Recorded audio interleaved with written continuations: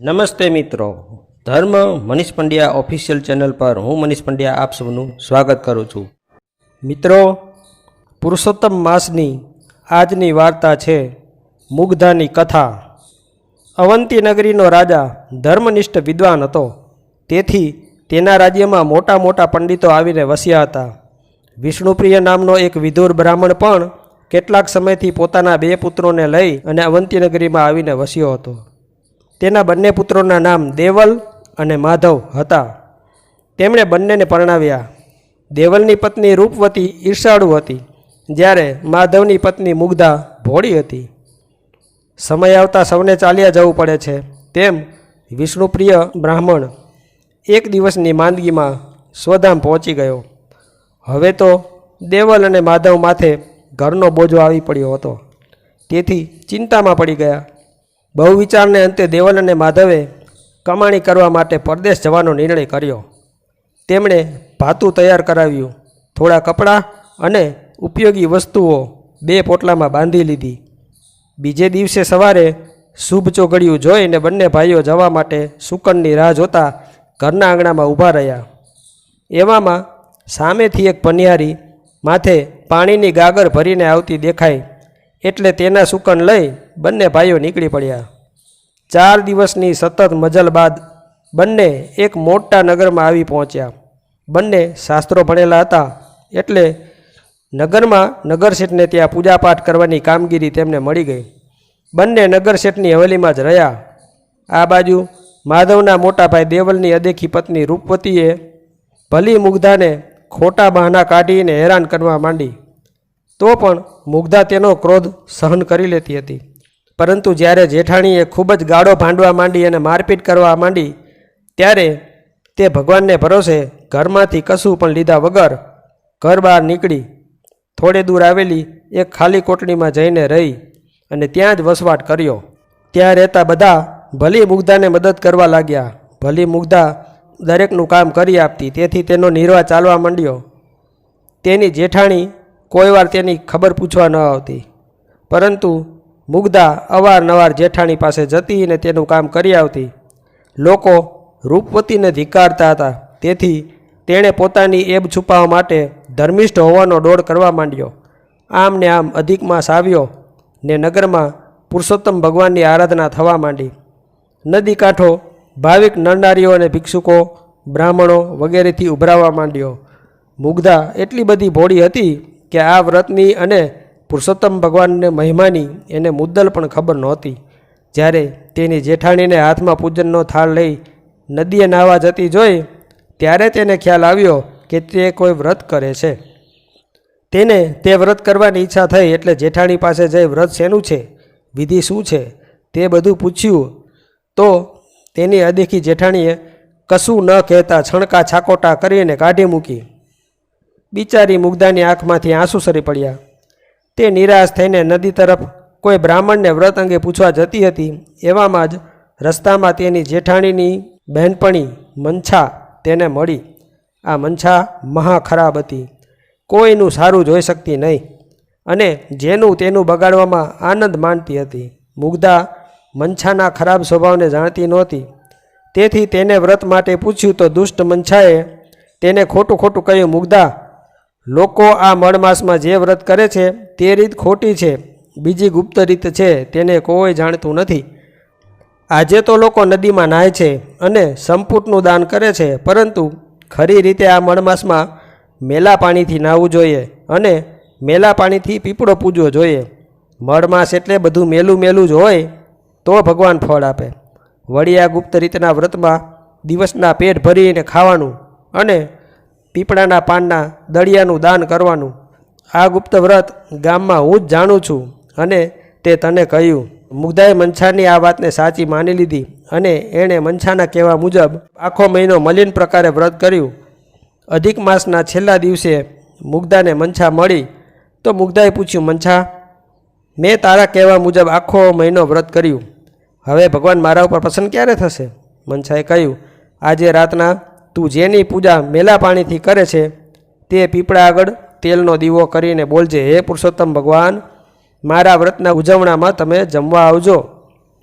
મંછા મુગ્ધાને ખોટું ખોટું કહેતી હતી, પરંતુ મુગ્ધા શુદ્ધ ભાવથી પુરુષોત્તમ ભગવાનની ભક્તિ કરતી હતી. તેથી રાતના મુગ્ધા જ્યારે પીપળા આગળ ભગવાનને પ્રાર્થના કરતી હતી ત્યારે ભગવાને પ્રગટ થઈને કહ્યું, હું તારે ત્યાં ઉજવણામાં કાલે જમવા આવીશ, પરંતુ કોઈ મારા માટે પૂછપરછ કરે તો એવું કહેજે કે પરદેશ રડવા ગયેલો મારો ભાઈ એકાએક આવી ગયો છે.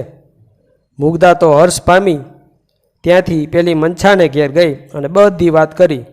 તો મંછાએ તેની સત્ય વાત મસ્કરીમાં ઉડાવી દીધી અને તેને વધુ હેરાન કરવા કહ્યું, મુગ્ધા, કાલે તું ઉજવણું કરે એમાં 51 બ્રાહ્મણોને જમવા બોલાવજે. રસોઈમાં તારે બીજી બધી રસોઈ બનાવવાની, પરંતુ લાડુ તો એક મોટો બનાવવાનો.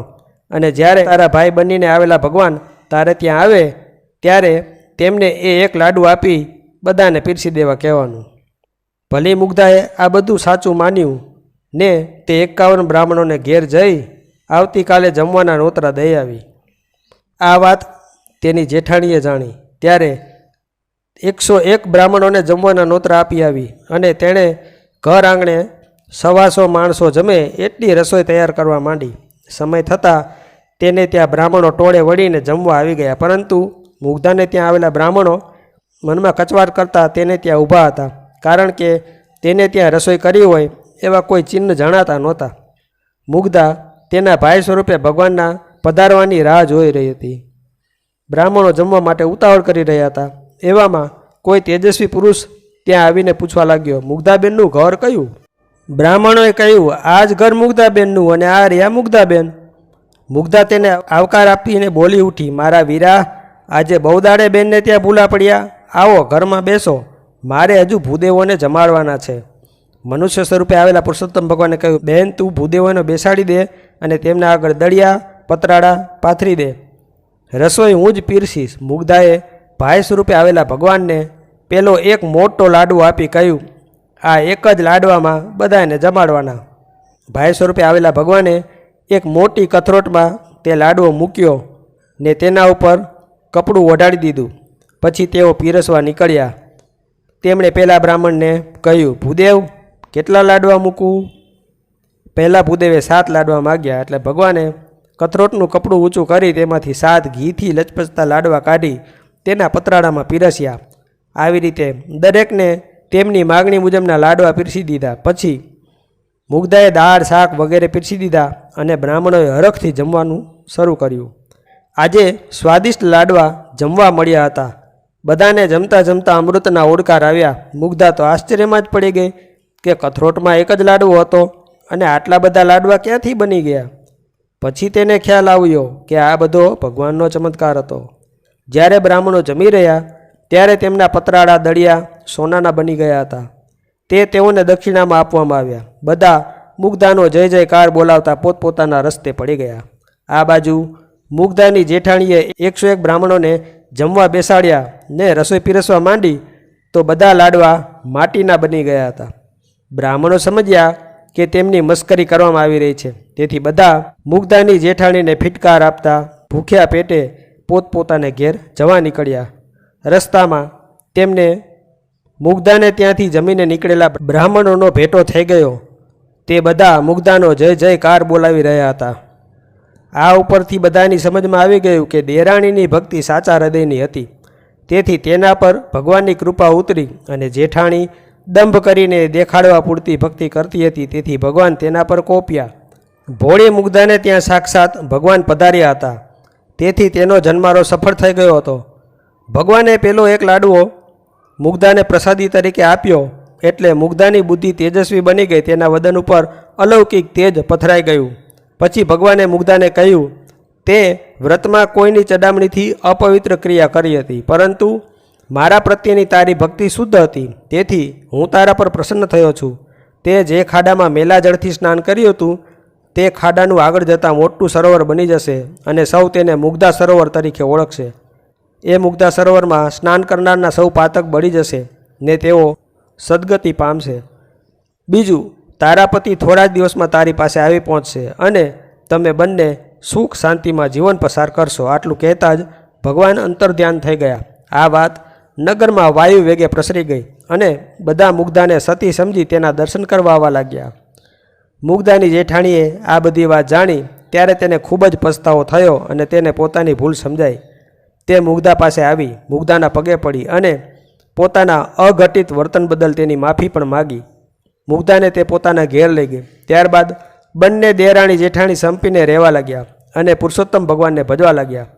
થોડા જ દિવસોમાં તેમના પતિ ખૂબ જ કમાણી કરીને ઘેર આવી ગયા. તેમણે મુગ્ધાની બધી વાત સાંભળી અને અચંબામાં પડી ગયા. ત્યારથી ઘરમાં અને ગામમાં મુગ્ધાના માન વધી ગયા.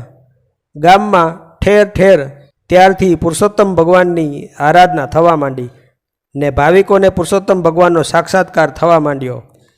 પુરુષોત્તમ ભગવાનને જે ગમે તે પ્રકારે ભજે છે તેને પુરુષોત્તમ ભગવાન જરૂર ફળ આપે જ છે અને તેનું કલ્યાણ કરે છે. બોલો પુરુષોત્તમ ભગવાનની જય. શ્રી પુરુષોત્તમ અષ્ટકનો ગુજરાતી અનુવાદ. હું દેવોના દેવ પુરુષોત્તમને નમસ્કાર કરું છું. સદાય પ્રકૃતિથી પર રહેલા પરમેશ્વરને નમસ્કાર કરું છું. હું રાધાના પતિ તે ઈશ્વરને નમસ્કાર કરું છું. ગોપીજનોના પ્રિય એવા તેમને નમસ્કાર કરું છું. હું કમળ સમાન નેત્રવાળા કૃષ્ણને નમસ્કાર કરું છું. જગતના અધીશ્વર વિષ્ણુને નમસ્કાર કરું છું. હું પાપોને હણનારા તે દેવને નમસ્કાર કરું છું. તે પુરુષોત્તમને હું નિત્ય નમસ્કાર કરું છું. હું 30 દેવોના એકમાત્ર નાથ એવા દેવને નમસ્કાર કરું છું. શરણે આવેલાનો મિત્ર બનનારને નમસ્કાર કરું છું. હું ભવસાગરમાંથી પાર ઉતારનાર ભક્તવત્સલને નમસ્કાર કરું છું. શત્રુઓનો નાશ કરનારા તે નેતાને નમસ્કાર કરું છું. હું કાળના પણ સ્વરૂપ કલનાતીતને નમસ્કાર કરું છું.